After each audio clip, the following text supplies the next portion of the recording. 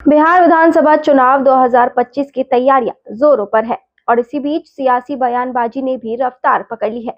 पटना में आज केंद्रीय मंत्री और एलजेपी रामविलास अध्यक्ष चिराग पासवान ने विपक्षी नेताओं और चुनावी रणनीतिकार प्रशांत किशोर पर बड़ा पलटवार किया है।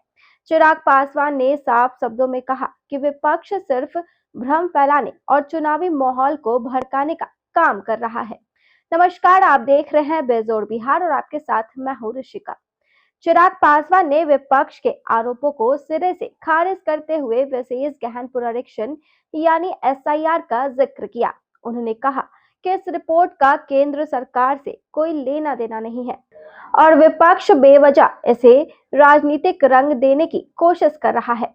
दरअसल चिराग के मुताबिक यह रिपोर्ट केवल मतदाता सूची की अंतिम जांच और नए वोटरों के जोड़ने से जुड़ी है।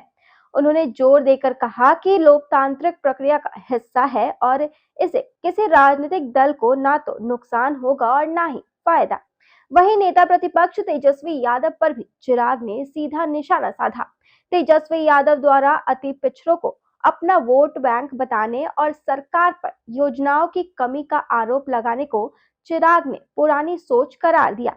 उन्होंने कहा कि बिहार सरकार ने जाति और समाज से ऊपर उठकर सबके लिए योजनाएं लागू की है, चाहे वह महिला सशक्तिकरण हो, कौशल विकास हो, शिक्षा या फिर रोजगार। चिराग ने कटाक्ष करते हुए कहा कि आज के समय में जाति के आधार पर वोट मांगना विपक्षी नेताओं की सोच हो सकती है, लेकिन हमारी सरकार समाज के हर वर्ग के उत्थान के लिए काम कर रही है।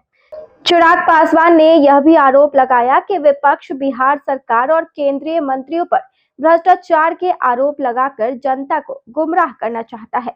उन्होंने कहा कि वास्तविकता यह है कि योजनाएं जमीन पर लागू हो रही है, महिलाएं और परिवार आत्मनिर्भर बन रहे हैं, पिछड़े और अति पिछड़े समाज को लाभ मिल रहा है।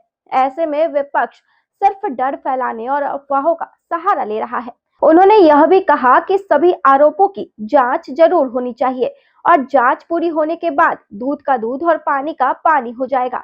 अब चिराग पासवान के इस बयान से साफ है कि एलजेपी रामविलास और एनडीए सरकार विपक्षी आरोपों के आगे झुकने वाली नहीं है। आने वाले दिनों में एसआईआर रिपोर्ट और उस पर विपक्ष सरकार की सियासी तकरार बिहार की राजनीति को और गर्मा सकती है। अब देखना होगा कि इस बयानबाजी के बीच जनता किस पर भरोसा जताती है और चुनावी समीकरण किस करवट बैठते हैं।